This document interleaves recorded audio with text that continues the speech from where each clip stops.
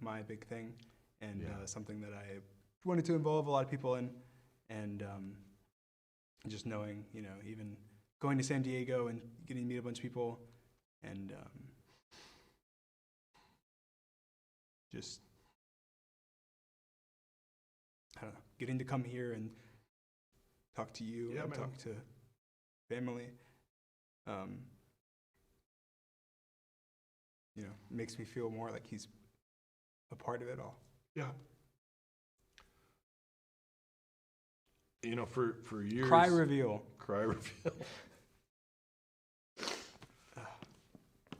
I think everybody's seen me sad. But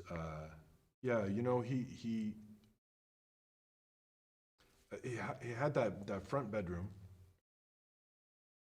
and he had this desk that was just terrible. I showed it to you, right? It was just it's just like a crappy wooden desk. It was like something you would have made in wood shop in high school, the first time you ever screwed two pieces of wood together.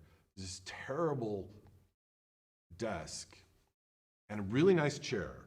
He had a really nice chair because, I really screwed up on this one, because he was like, he had a chair that was about this level. He had like some lousy folding chair, and he's like, "Dad, I hate this chair." And I said, "Well, I got all different kinds of chairs at the studio, and chairs are very personal and individual. So come down to the studio, and you can look through and just pick one chair out, and you can have any chair you want."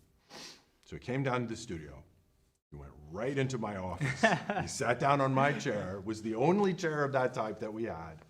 I had spent so much time finding just the right chair for me, and that was the chair he picked out. So he had a good chair, a terrible desk, and he had a computer. It was a good gaming computer. It was a very solid gaming computer.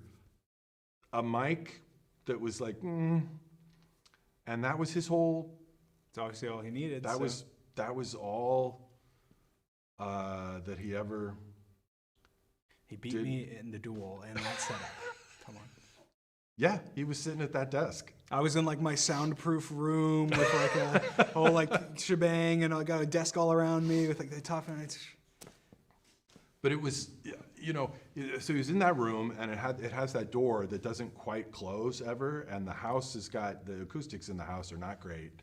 And I kept telling him, it's like, well, I got sound stages. If you want a room that's designed for yelling, I have that. And he's like, that was about his response. So all of us would be there in the house, and it's, sometimes it would happen like at 2 a.m. or something. But whenever he would, yes, the peanut gallery remembers. It would be 2 a.m. We're all trying to sleep, and through the door you would hear, "What? How could you do this? No! He's coming this way!" And he just does this thing where the energy level just goes screaming and yelling. It's 2 a.m. and oh my Lord. But it was so annoying when it happened, and it was so awful when it stopped. There were a lot of years where he was in his room, and I'd hear him, and then I'd pop in and say, "Hey, you wanna watch Hunter x Hunter," or whatever it was, and he couldn't, watch TV without eating. He always, and he couldn't eat without watching TV. Pretty much those things were linked. I kind of feel like I did something wrong somewhere when he was around 4 or 5. I feel the same way. I'm always like wanting to watch a show. You have to get snacks, or at least even with YouTube, it's like go get my snack and then sit down and watch a YouTube video, like right away. So. Well, I can tell you the first time I've had dinner at home without watching a TV show was last night, and the first time in a long time. Oh, I'm sorry, my fault.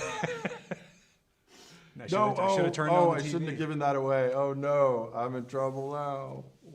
Him a lot. everyone does.